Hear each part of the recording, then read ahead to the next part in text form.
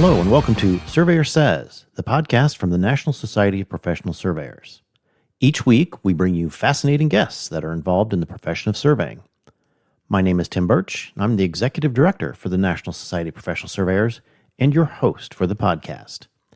Subscribe to the podcast on most of your favorite streaming platforms, as well as our podcast host, Podbean. For more information about the podcast and NSPS, please visit our website, nsps.us.com. So, without further delay, here's our next episode of Surveyor Says, the NSPS podcast.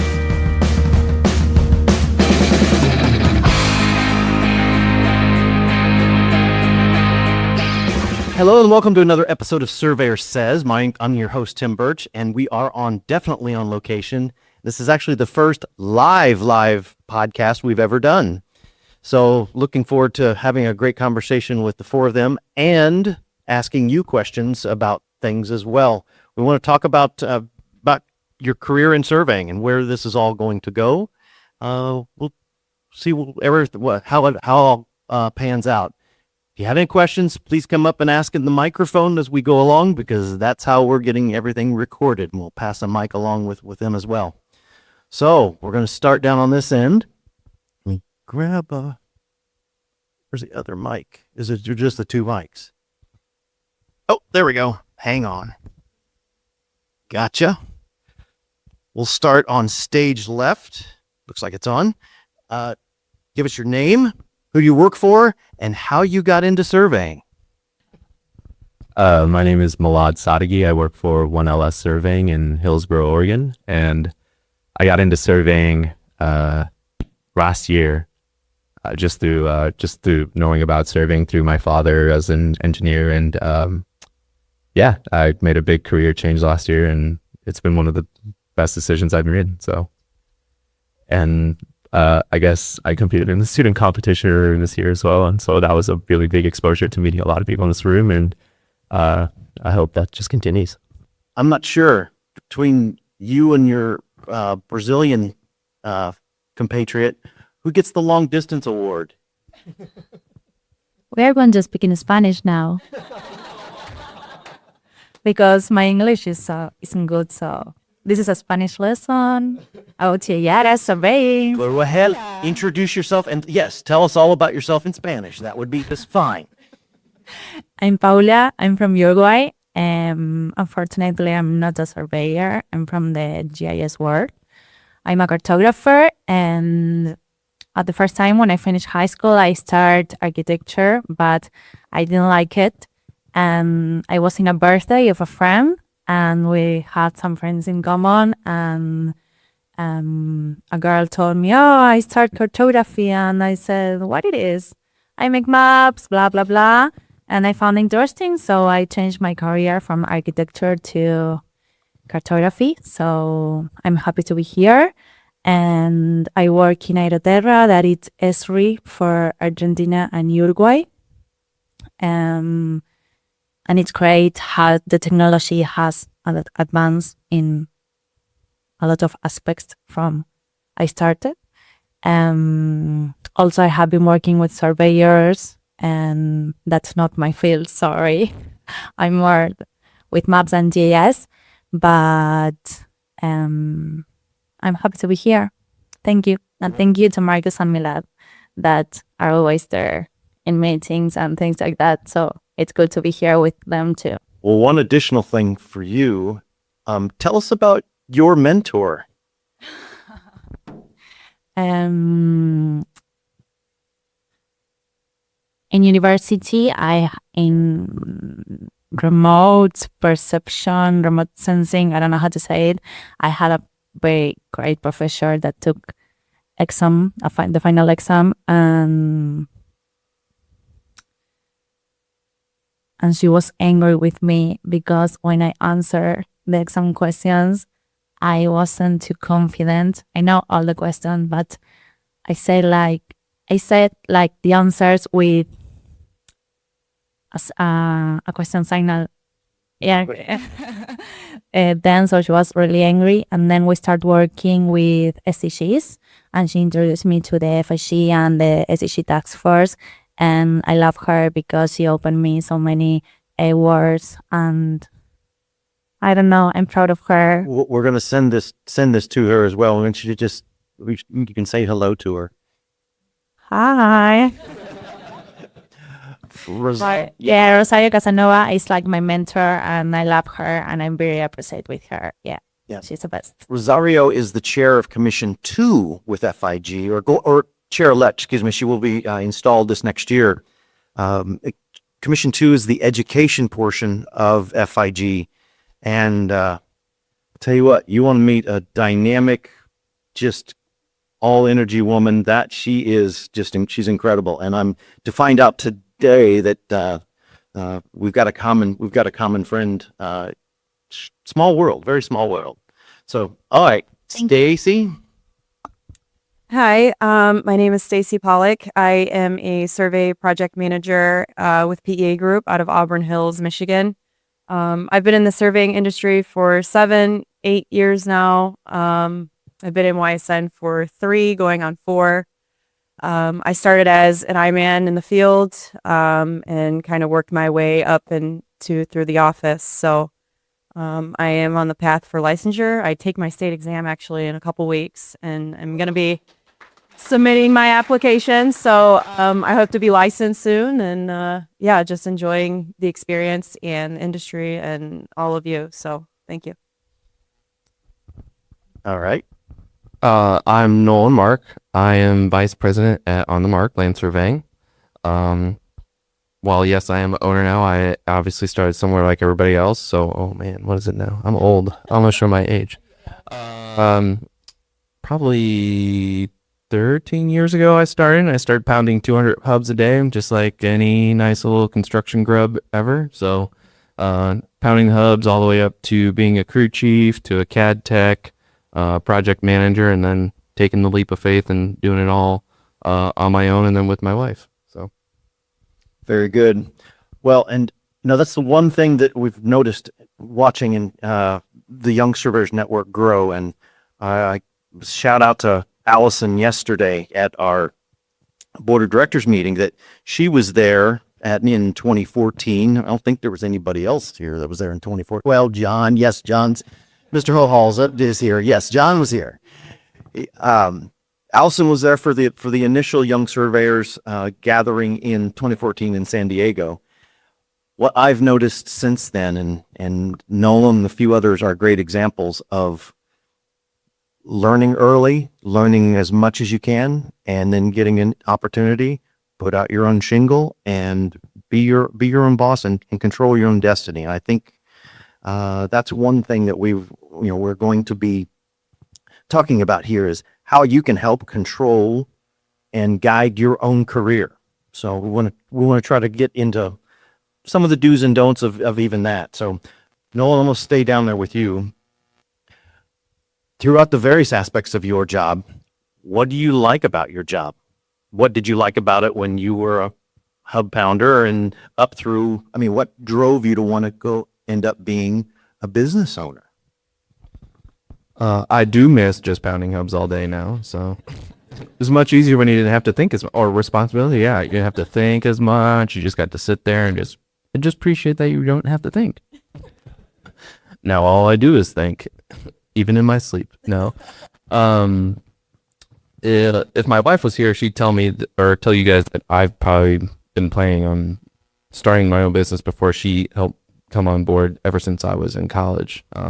I was surrounded by a lot of one-man shows in the area that I went to school at.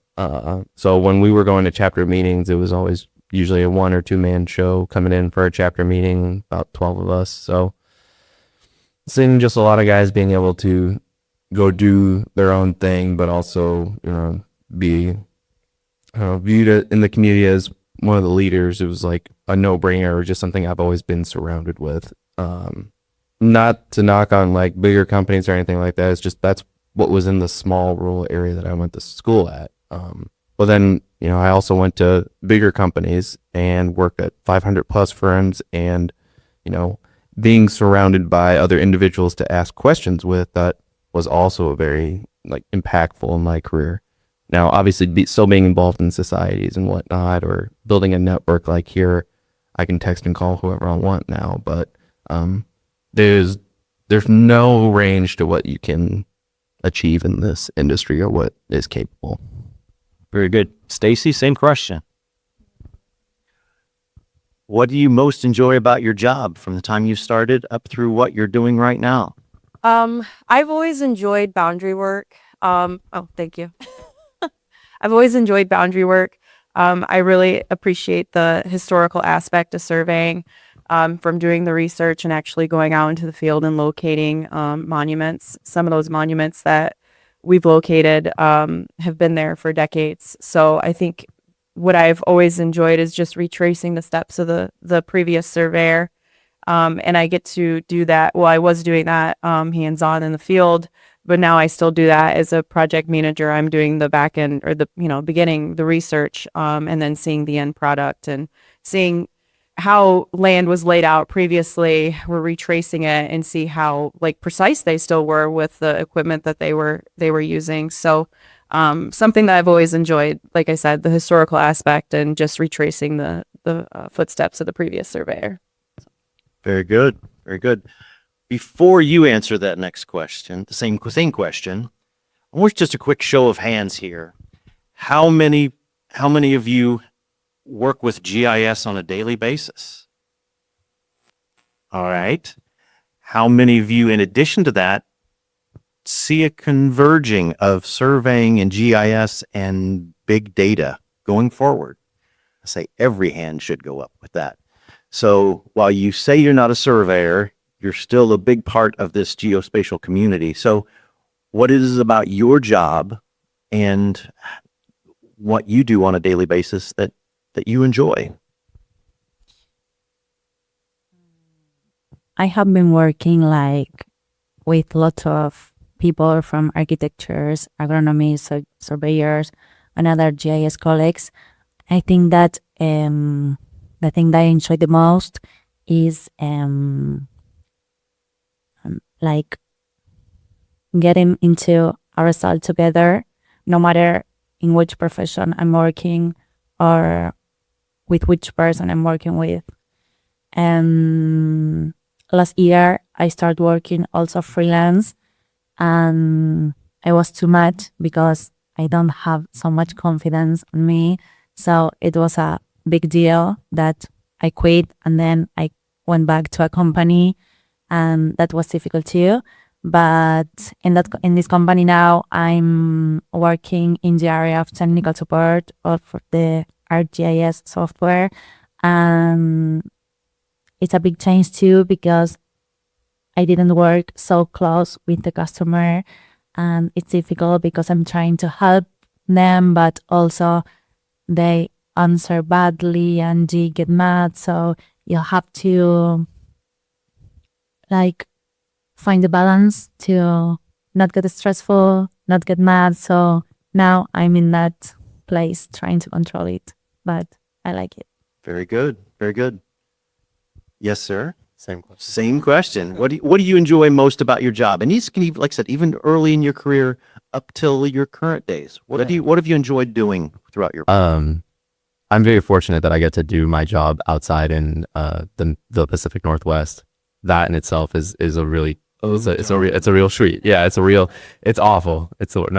I think I share a lot of what Stacy says. I really enjoy boundary. I enjoy that we get to go out and find these corners and find these lines and ultimately help solve a problem that helps people and continues moving things forward. Just getting to be a part of an entire process that leads to a resolution, that leads to helping people solve issues is a big part of what I love, and getting to do it in such a beautiful natural surrounding is just a bonus to it. Alex from Washington can speak to this, but we get fortunate where we end up on jobs on hillsides, mountainsides, out in vast open lands, tiny communities all over. But boundaries it's the foundation of this work. So that's why I think I really find my joy in it. Yeah. Very good. I think the only two competing places I've heard that could be better conditions.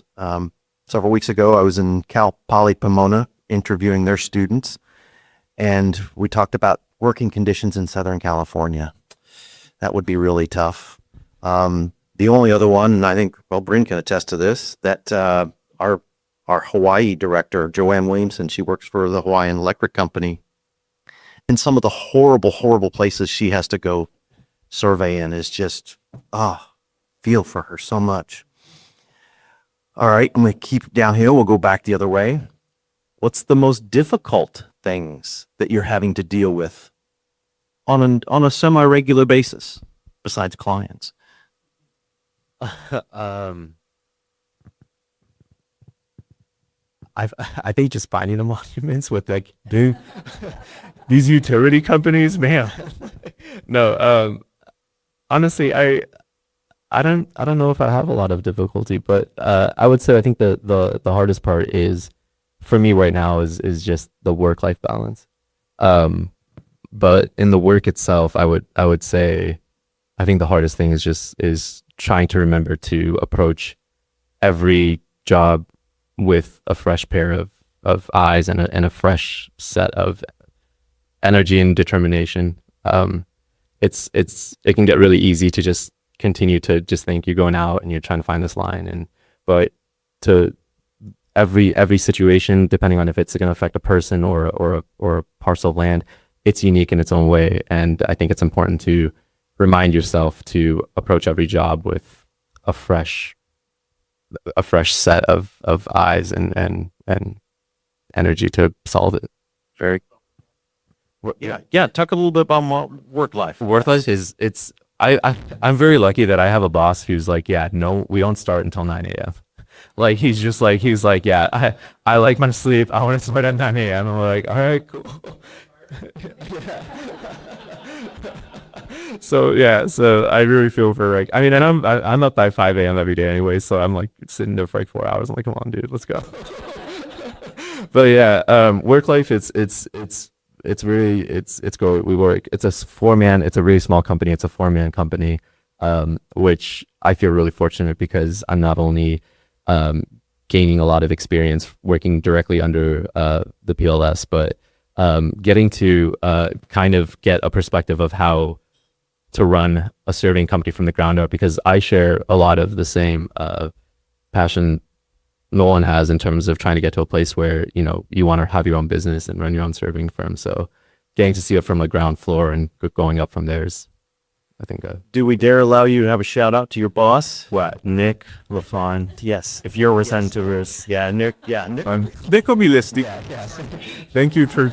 He's so excited to get to hear that I'm coming out here. So he's just a wonderful support. He's very knowledgeable, and not only for me, but he's a huge advocate for YSN and wants to see it ramped up. And Yes. so Follow him on LinkedIn. He provides a bunch of great resources for everyone.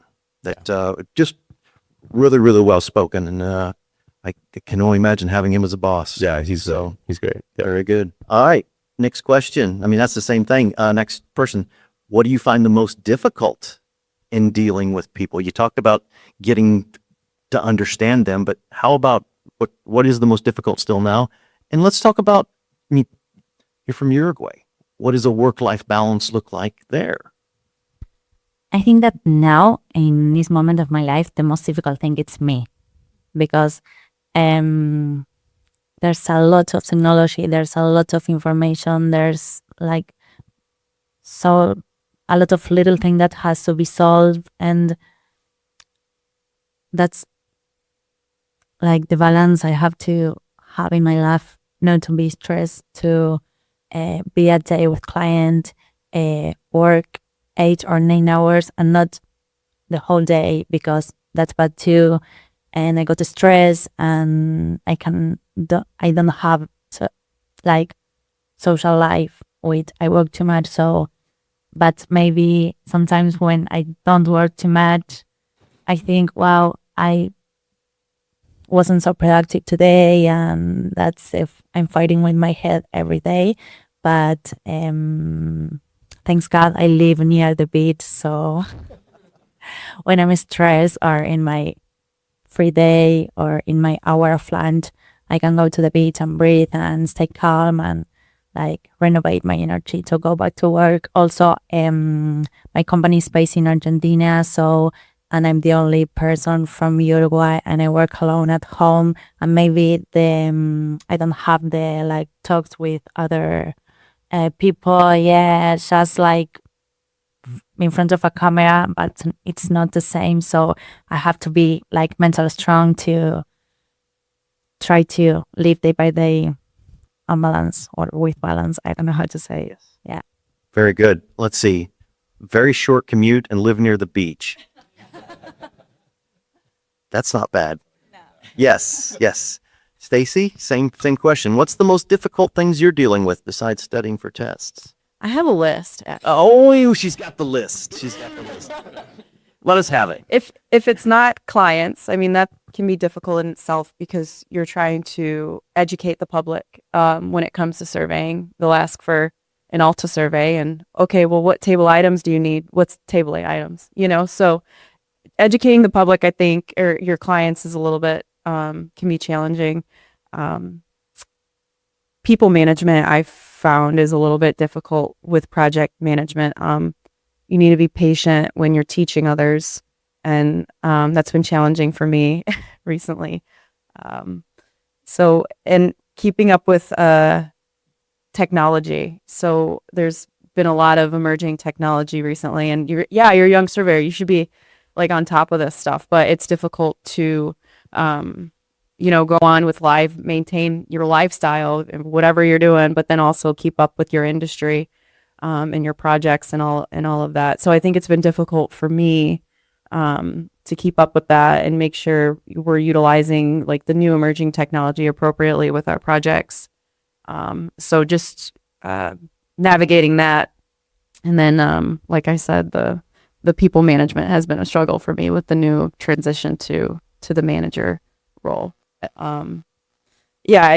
I've got great mentors that kind of help me, and I'm probably bugging them way too often in their office, hey, like, how do you resolve this issue? But, I would say those are probably the biggest two, is just keeping up with the technology and applying those appropriately, and being patient with your staff and trying to teach them and mentor them as you've been mentored. And, I think that's what I would say for a PM role. So. Very good. We're probably going to hear a few different answers from Nolan. I don't know if it's the difficult part, having to sleep with the boss. No comment. Has perks. All right. Honestly, if I could just go ditto, and just kind of elaborate on them, because I think depending on when you ask that question, like if you ask that question 5 years ago, 3 years ago, if you ask it in the future, my answer is always going to change. So, man, I miss the 9 a.m. days too, when it was just myself. I'm not going to lie. Or just being like, I'm not going to work today. I'm going to take a vacation day and nobody's going to tell me no. So, those are the perks I miss from then. Hard to pay the bills, though. Hard to pay the bills. I think also to Stacy's point, like I said, I'm just going to go ditto and answer like different perspective. But now as a business owner and actually hiring people, like, I don't think my title is owner. My title is glorified babysitter. It is, as an employer, it is a different perspective. Like, you have people asking for a vacation. You have people like planning the schedule around everything. It is a lot of work, and it is more people skills than it is technical skills. Hence why we're hearing this is a different type of conference than what you go to with your state society. I deal with more people problems than technical problems. Technical problems are still there, and everybody leans on me for answers, but I say more of my problems are, the management side. And then for the biggest answer for me this year is to echo on Paula, focusing on me. The past 5 years since growing the business has all either been about business or leadership within YSN, just trying to dedicate time and management. And if you know me personally or our friendship level, actually probably a little self-neglect, and I actually into more LBs than I pounds. Not a lot of kgs. A lot of kgs. So a lot of more just working on myself this year, mentally, physically, and just getting back to a point where I was when just every day-to-day life, when I didn't have stress, added stress, I guess, and the salt shows in my hair now. But All right. And a follow-up question just to you. Shit. Yep.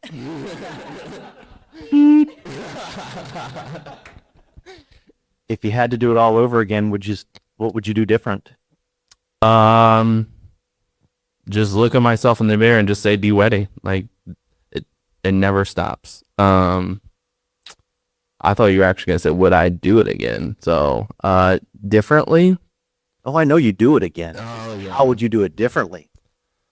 And I guess advice for somebody that's thinking about, hey, I want to be my own boss. That I'm not good in a whole big company team setting. I'm a solo person. Oh man, just don't be afraid. And that's gonna be probably the most generic answer. But if you don't have the confidence in yourself to do it, then you shouldn't be doing it. And I said it because Shannon's gonna kill me when she hears this. She looked at me and she said, "What about in the winter when we're not busy?" Because I live in Indiana and it snows and whatnot, so people get scared and then they all go to hibernate. But not the Pacific Northwest. But what are we gonna do when it's slow? And I was like, I don't know. We'll see what happens. If you don't have the confidence or that drive to go and make sure you're never not busy or don't have enough, not to say that there's not enough of us out there that it's gonna slow down, but one day you're like, do I have enough work wow, I need to make sure we're always going and we have enough work for 10 people, that glorified babysitter answer. But I mean, my drive is to make sure that all the mouths are feed, not just for my family, but others. So, and I never lost that drive, but I never had that drive to begin with because I was sleeping until 9 o'clock in the morning. All right, Stacy, back to you now. And Luke, if you're listening to this, eventually we're going off of your script. I'm going to veer off. I got different questions to ask. First off, hands in here. Who participated in the YSN mentoring program? Anybody? Okay. Thank you for participating. It was actually very successful, and looking forward to rolling that out again. Stacy, to you, how important in your career has been having those mentors, having those people you can lean on and help guide you through your career, going in and asking about management questions? How important has it been? I don't think I'd be able to be where I'm at without my mentors. I feel like I'm in a position and I'm confident because I've had those resources that have said, no, you're right. Your decision, your thought process is correct. Sure, we could, maybe do something a little bit differently, but essentially this is the way, this is the way, but this is the path forward. And it's good. So not only have they been reassuring, but they've kind of uplifted me a little bit. So I think mentorship overall is just so important for the YSN. It's good for mentors too. I feel like they get to take a step back and kind of see, and from the fast-paced life, we're all busy and projects are just always moving, right? So it's good to step back and really understand what you're doing, why you're doing it. And I think having a mentor helps that. And I think a mentor is now thinking about that as well when they have a mentee, because you're kind of explaining the processes and procedures of surveying. So in that regard, mentors are important, and in that way, they've also, helped me in my my path for licensure. And I can't say enough that if I didn't have mentors, I don't think I'd be as far along as I am. I was also kind of pushed to be in YSN because of my mentor. So they're like, well, you should run the state. And I'm like, okay. And, here I am. I'm secretary and, maybe going to be doing more one day, but we'll see. But I think they're really important, and I give them, I guess, maybe a lot of credit for where I am. So. Okay. Same question. you kind of answered a little bit with Rosario, but how important is it to have that mentor that you can lean on a little bit, that you can ask questions, and knowing that they've got your back and trying to guide you the right way? How important is that to you? I think that the important things is also in, like, for example, in my case, she's in the little things, not only in the interviews or jobs or vacancies. She advised me in everything in life, just with friends, of course, personal life, bosses, colleagues, and she's always inviting me to let's do that, let's go to Cape Town, let's I don't know, that simple things that I think that day by day it doesn't, I'm not saying that it's more important to work life and work advices, but the same as before, it's like a balance, and try to, I don't know how to explain very well, but yeah, that. Well, tell us in Spanish. No. Because only Fernanda and Josue is going. She'll understand it. Rosario will understand it. It'll be fine. But she's very good at in English, and she understands. she is. She understands my bad English. So Yes. Yeah. She's very good in English, but no, very good. Thank you. thank you. All right. Well, you've already talked about, the 9 a.m. boss, doing all these things. Besides Nick, anybody else that you've had as a mentor in your life? I mean, and how important is that to you and your career going forward? Yeah. I think mentoring in general is just really important. I mean, everyone needs someone to believe in them, right? Everyone needs someone to push them a little bit, to give them some confidence, some guidance. I'm very fortunate that the area I'm in, I have mentors like Tim Kent, who laid out like the foundation of surveying, not the foundation of surveying, but like kept it, preserved it, and brought it into our generation in Washington. Vince Logan, one of my professors, he's the reason why I got into the competition and where I am now.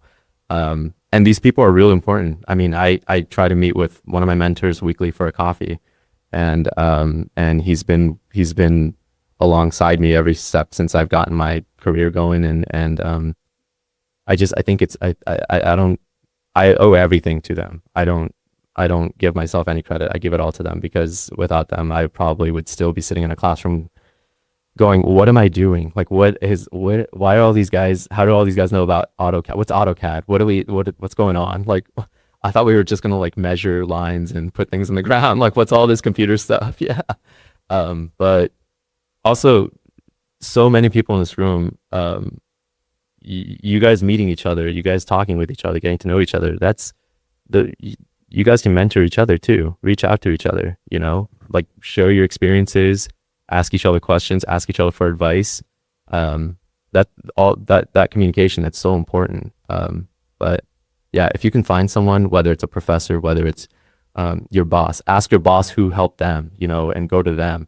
But reach out. Don't be afraid to ask for help. Don't be afraid to ask for mentorship, because I think there's a lot of older surveyors out there who want to pass that knowledge on.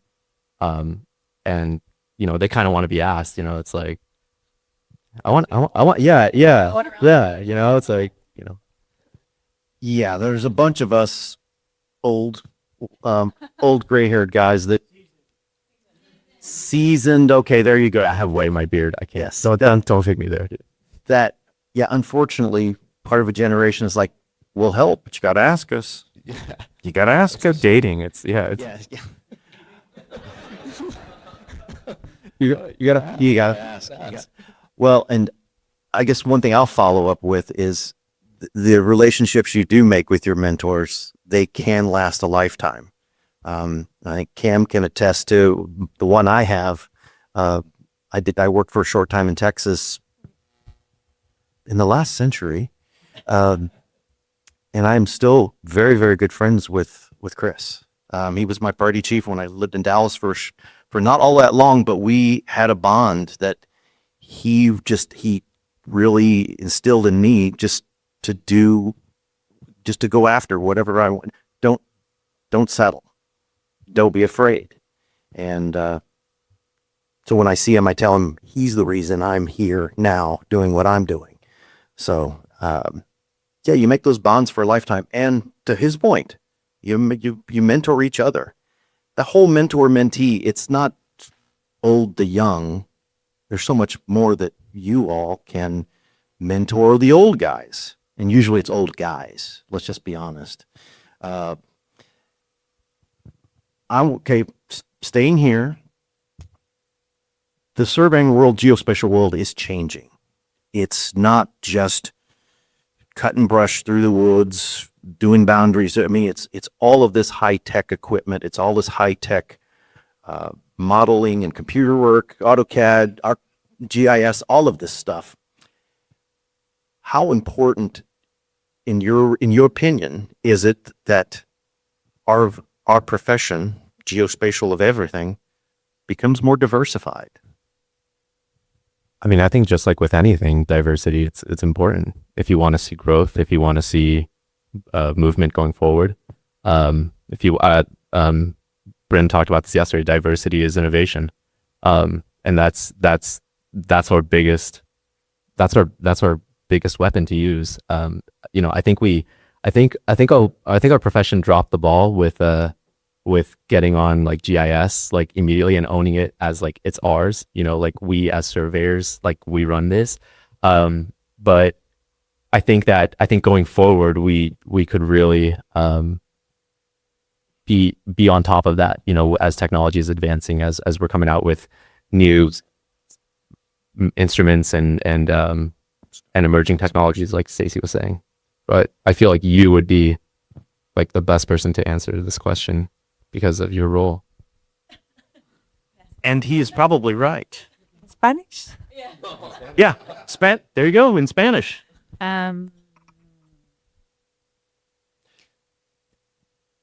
Talking about me, yes, from the start of my career until now, there were a lot of new technologies and equipment, and I'm not so old. So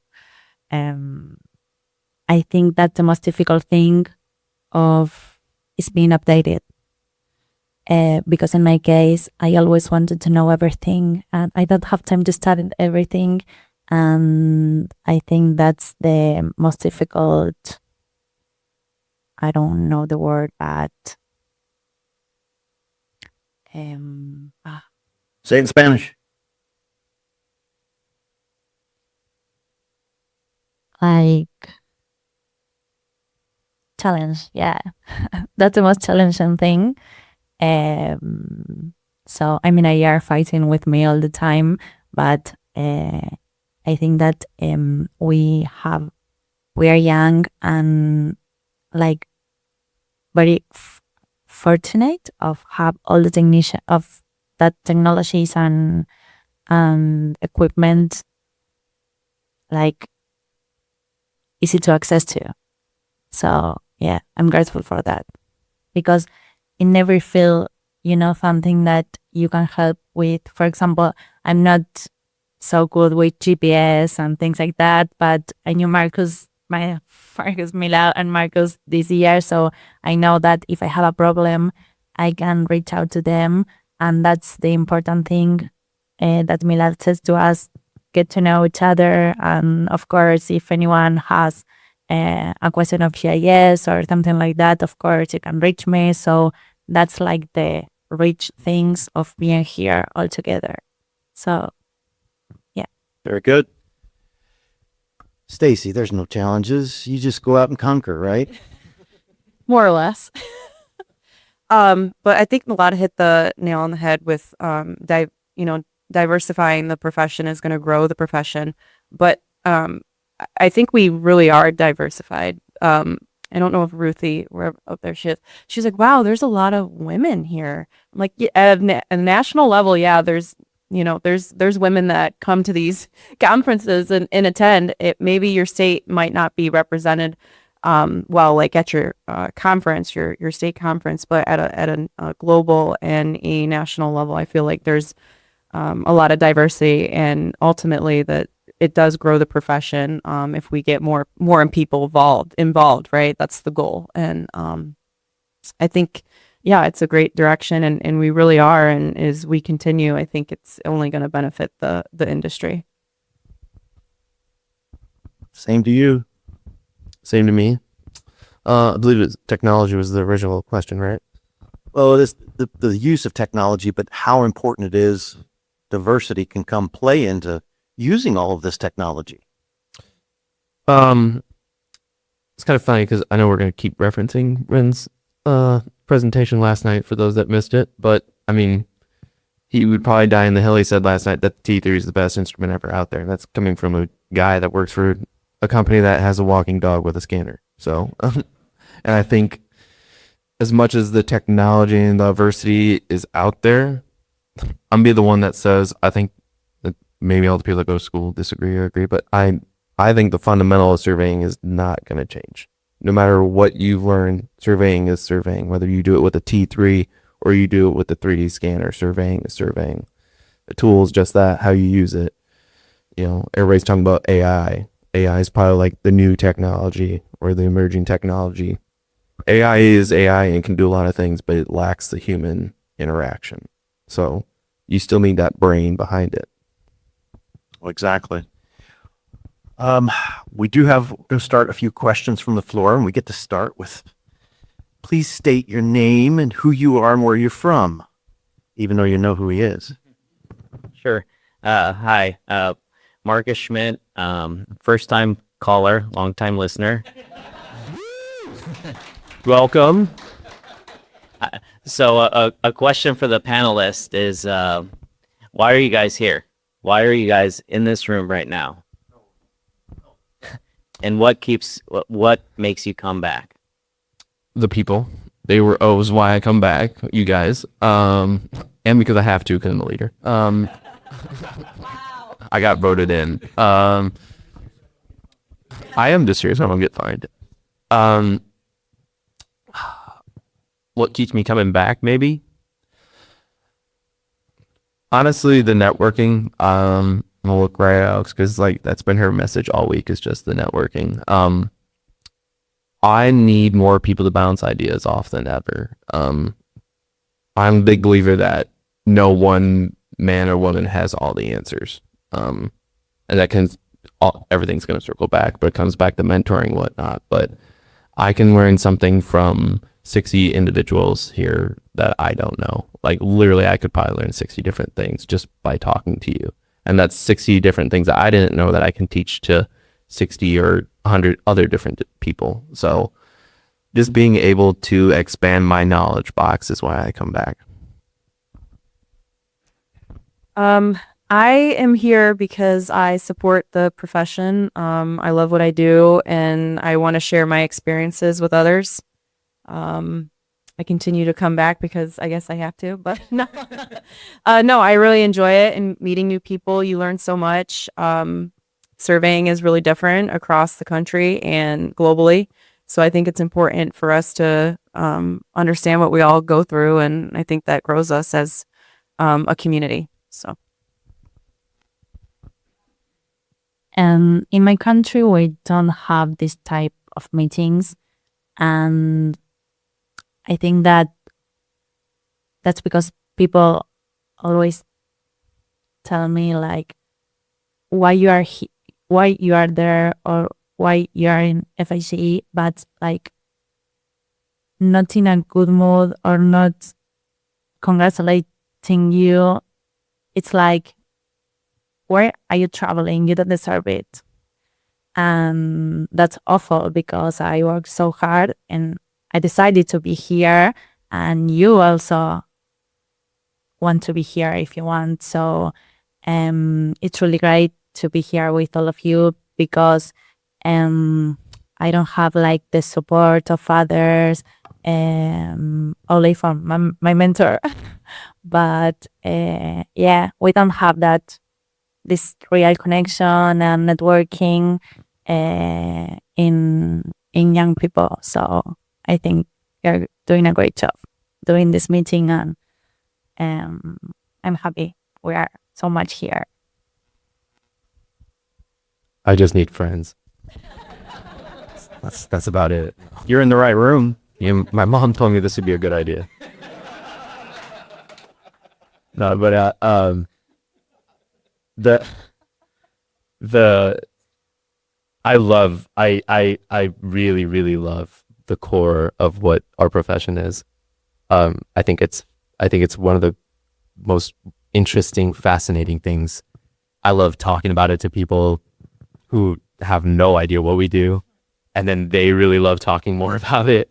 And that's kind of what even got me to this point here, coming to YSN and in the spring to the YSN meeting. But then there, meeting so many people who share that same passion, who share that same admiration, who love getting up, working outside, working with your hands, working with people, and moving our profession forward, but keeping it true to its core, is something that I want to be a part of and continue to be a part of for years to come.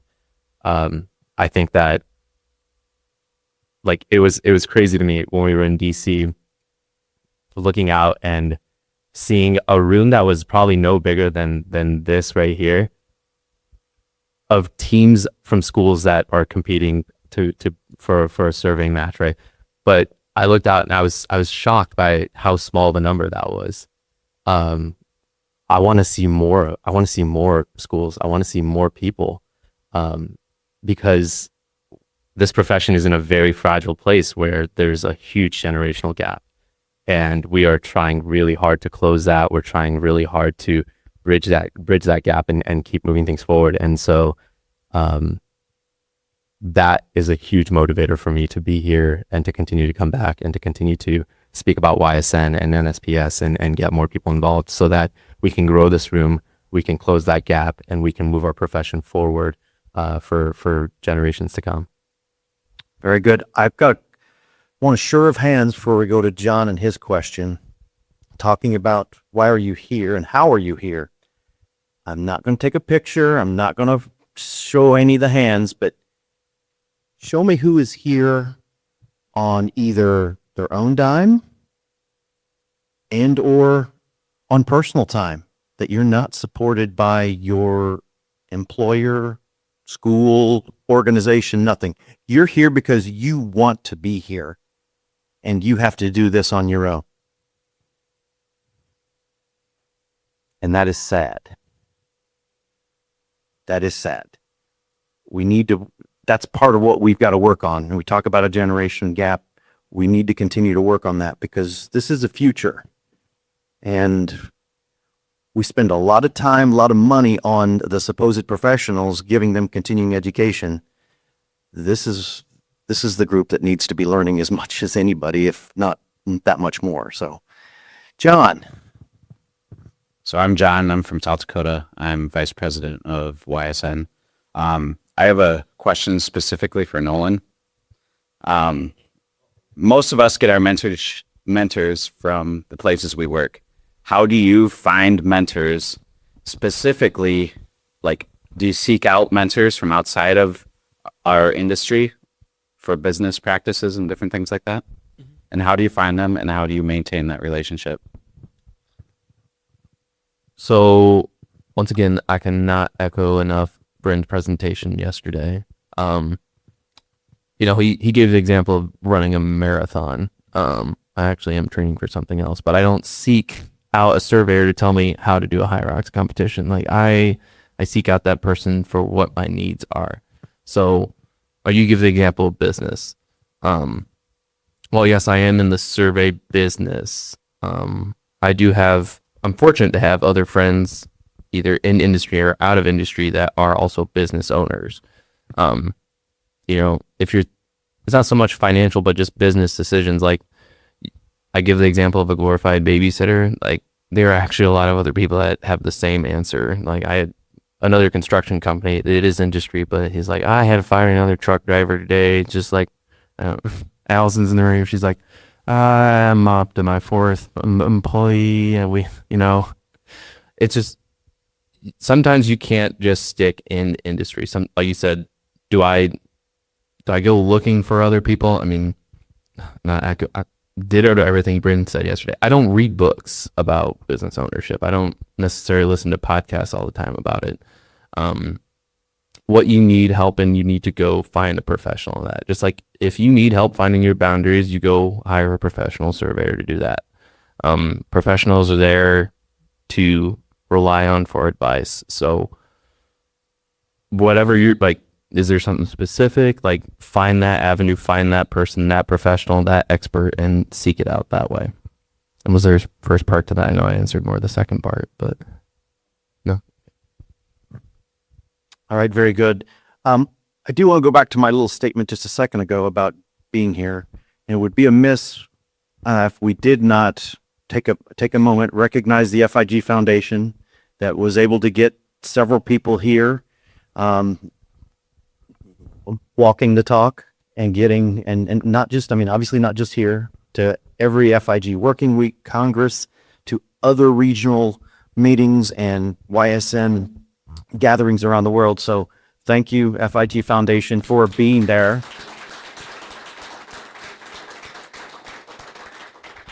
And we hope, NSPS, we're working on it. We're trying to replicate that here. Well, eventually we're going to get to that point, and hopefully we're going to be able to do that to where if somebody is going to be on their own, they can apply for a grant and get you to Trimble Dimensions, Hexagon, Energeo, to one of these conferences, to the student competition. We want to be able to help some of the teams be able to get there and not just put the burden of that cost on the teams themselves. We're working towards that. Nick, I guess we're going to try to wrap this up in a short time here, but I guess one of the questions I'm going to come back to here to Milad. Where do you want to see your career go? What's your 5-year goal? I feel like I've had such a crazy year with just serving in general. It's been a really, like, winning the competition, getting my LSIT, and just getting it, just so much happening. Yeah, it's like, yeah, holy no. But 5 years from now, I want to get into hydro surveying. Like, that's where my heart is at. Yep. And I only found out recently that the NCWES doesn't recognize hydro surveying experience as a part of your PLS experience. So I had to kind of put that dream on the back end until I get my PLS. But 5 years from now, I hope to be a licensed surveyor And get your hydro certificate. and get my hydro certification. But hoping to be a part of an organization that wants to do work with our waterbeds, that protect our waterbeds, protect our oceans, protect our rivers, especially in the region we live. You know, we have so many natural resources up there that need preservation, and so I want to hopefully go more into that direction there. Wow. How's that? I mean, yes, I'm impressed. That is a great specific goal that you have, and like Nolan says, don't be scared to go after it. Yeah, definitely. So, where do you want to be in 5 years? My answer is not impressive as Milad was. She's going to be working with. Oh, okay. I think that's a difficult question. I like this geospatial work and my work and my profession, but to me, I think that the most important thing from now to 5 years next is learn to say more no's, because it's really difficult for me, and I think my life at work will be easier if I say more no. All right. Thank you. That was a good. Stacy, what? Company president? No? Maybe just maybe regional. Maybe. Oh, okay. In 5 years, I'd like to be licensed. So hopefully the next couple months go well. but I would like to be more involved with the state level. I'm pretty involved nationally, but I'd like to do a little bit more work within my state of Michigan, getting more young surveyors involved, participating on our state society. So that's, as a career, it's kind of where I see myself, is just volunteering a little bit more of my time to get my state, like I said, more involved and for the profession. So. No, and don't say retired. Not David Anderson. Sorry. No. One, hopefully doing a hydrographic survey with Milan as a guest. Well, that sounds awesome. There we go. Or taking a trip to Uruguay unless you say no, which is also a good answer because I wish I said no a lot more. Number one, supporting this group still. As someone that's aging out, not forgetting where you came from and just making sure that the next generation is always supported. I've loved this group ever since I've started. I wish I had more time in it. So, but on a personal level, probably just, as I said, this year's goal was more personally invested in myself. So hopefully in 5 years, I'm more personally invested in my employees or those that are working with me and surrounding myself with people that just keep me getting up every day at 6 a.m., 5 o'clock if I'm working out. But sounds amazing. You mean what you can accomplish before 9 a.m.? A lot. Wow. Glad you guys are on opposite ends of the table. I'm sorry, Mary. All right. Any questions from the audience? Hey, I do have to tell a little story about Samuel. I got a WhatsApp message from his father, who happens to be a past vice president of FIG, back in Ghana, that said, "My boy Sam's going to be there. Make sure he behaves." So you got to be careful. It is a small world. So, yes, sir. Correction, that's my godfather. Oh, yeah. So I followed him since I took interest, since I finished college, and he's been one of the shining lights that we all know. So you may see me behave like you sometimes. Anyways, my name is Samuel Macaulay. I work in Ellendale Data Center. I live in Minnesota, and I live with my family in Minnesota, and I live on site in Aberdeen. So 3 states. Yeah. So I work with a team, and I have some of my team say, "I want to just be an instrument man, nothing else." I'm like, "Okay. Then you want to be licensed?" I said, "No, I just want to be an instrument man." So I had this question, and actually, this question also goes to NSPS. Exactly 2 years ago in Maryland, NSPS was there, and one of the discussion was they're gonna make the licensing separate, so that those who just want to do mapping can have license, can have exam towards that.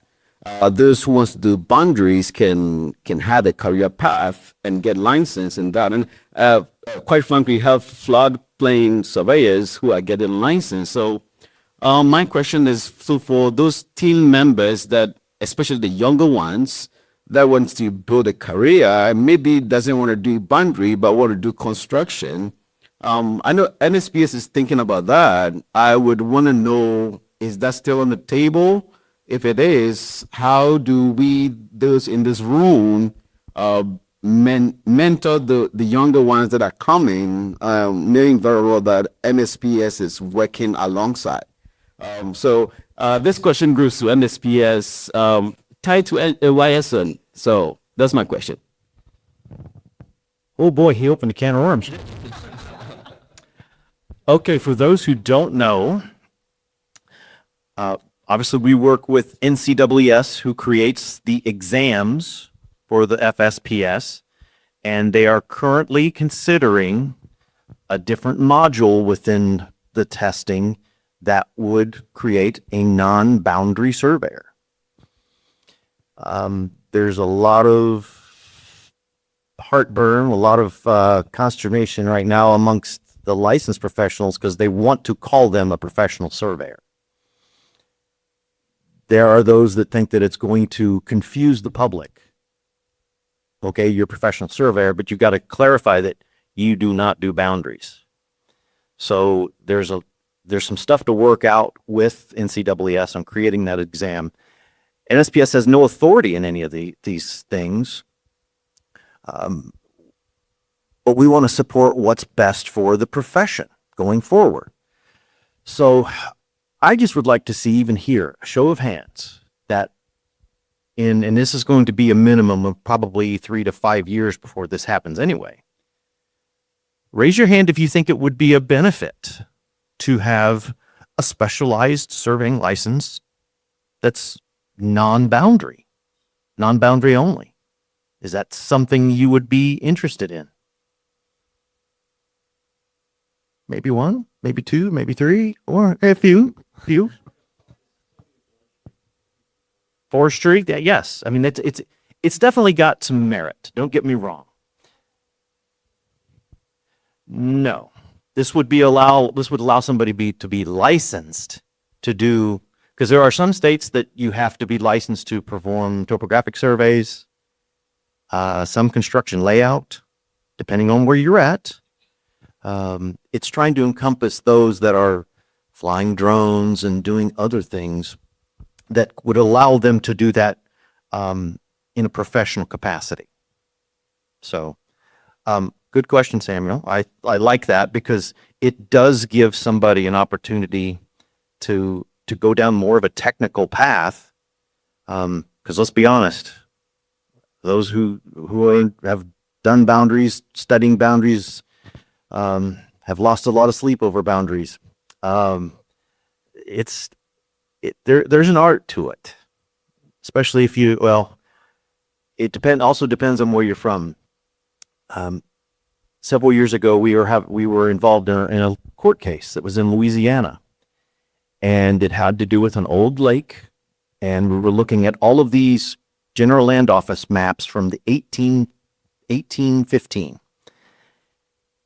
It had all the section lines and all the meander lines, and our vice president at the time was from New Hampshire, colonial state. He looks at all these squares and all these meanders, and he looked at it and said, I have no idea what I'm looking at. Because he was a colonial state, all meets and bounds. And then now me, I'm from Illinois, whereas my New York contemporaries once introduced me as licensed in Illinois, where surveys are flat, square, and easy. And no, not at all. Well, kind of like Indiana. Yeah. Flat, square, and easy. I think if I make one comment to what you're saying with the first part, like the guy that doesn't want to do anything more than just be an instrument operator, that's okay. I mean, Yes. in my mind, that is okay. Some people do not want to be a professional surveyor. And most people in this room, that will be their goal because they either went to school or they're involved that much in the profession. There are thousands, tens of thousands of people, maybe even, I don't know what the actual number in the industry is, that are never going to get licensed, stamp a surveyor, make a decision, or potentially going for a judge or in a court. Those are the people we need in the industry. Those are the people that keep your boss sleeping till 9 o'clock right now. So, Well, and I look at it at times, surveying is becoming more and more similar to the medical field, that we have to have all of those nurses that draw blood, that run MRIs, they're not the doctor, but they're collecting that information for the trained doctor, the trained physician, to be able to analyze, to make that decision, to make that diagnosis. We didn't have those people, and we're really starting to hurt and lack those, just like we are with the technicians. We're going to be in the same boat. We have to have those people that are very, very good at those jobs that don't necessarily want to get licensed. So just food for thought there. Yes, being cognizant of time, and we're going to get everybody back on schedule here time-wise. Noel, let's just start with you. Any parting shots? And not at Malad? Ooh, that meant mature at the U States. Oh, well. No. Keep showing up and bring a friend. Like I said, this is going to be technically with the student competition, my second to last meeting that I attend. And I can't stress how much more I wish I attended more or went to when I was younger in my career. Bring a friend, go to the network. And that's not even just saying it to be selfish. That is just growing your network as well and growing theirs. Just being a better human being. Diversifying. See, I suppose you. I didn't bash you.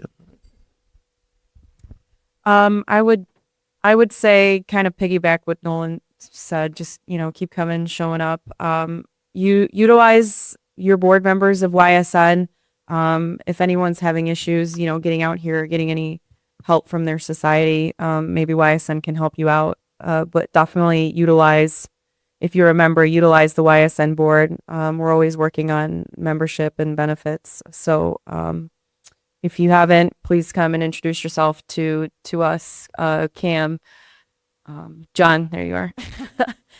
We'd love to help you and make sure that you are still attending or someone from your state is attending. I think we're better in numbers, and that's how we get a seat at the table, a voice at the table, as if we're showing up in numbers and we're all supporting each other. So let us know if we can do anything to help you. I also think that from people who is too far away and maybe they don't have the possibility to be on meetings or and things like that, reach out from LinkedIn or email or start a meeting. For example, last year, I wrote Shirley, that's the president from YSN of FIG, and to get to know what she was doing, how we can help from Uruguay and things like that. You can reach out and you don't have to be at this meeting. Of course, this is important and it's great to be here, but if you don't have the possibility, find a way to reach out or see how you can help from your profession to be part of. We are not going to make bullying if you are not in a meeting. Yeah, just to echo what everyone says, show up, like really show up.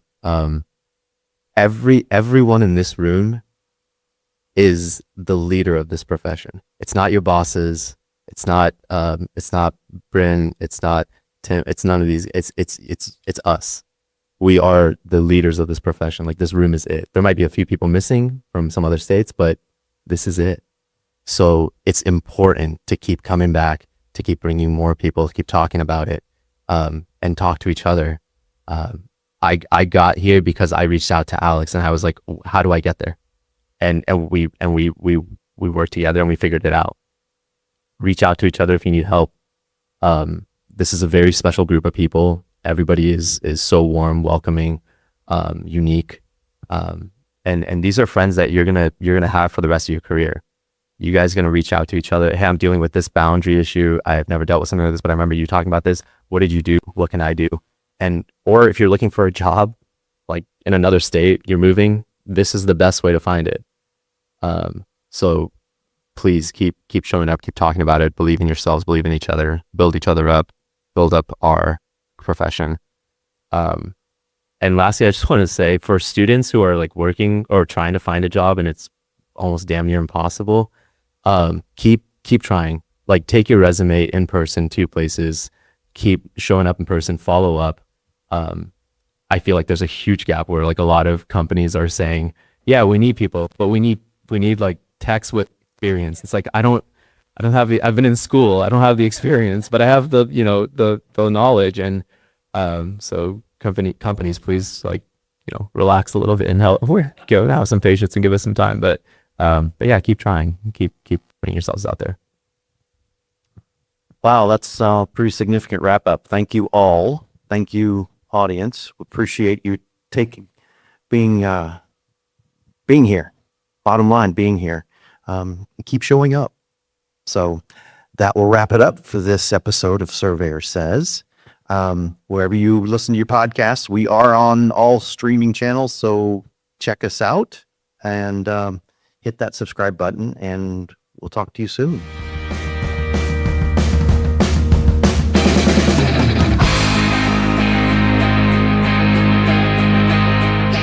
You've been listening to Surveyor Says, the NSPS podcast, brought to you by the National Society of Professional Surveyors. If you have any questions about today's episode or any other topic, please email us at info@nsps.us.com, as we are here to help. Subscribe to the podcast on most of your favorite streaming platforms, as well as our podcast host, Podbean. For more information about the podcast and NSPS, please visit our website, nsps.us.com. And remember, it's a great day to be a surveyor.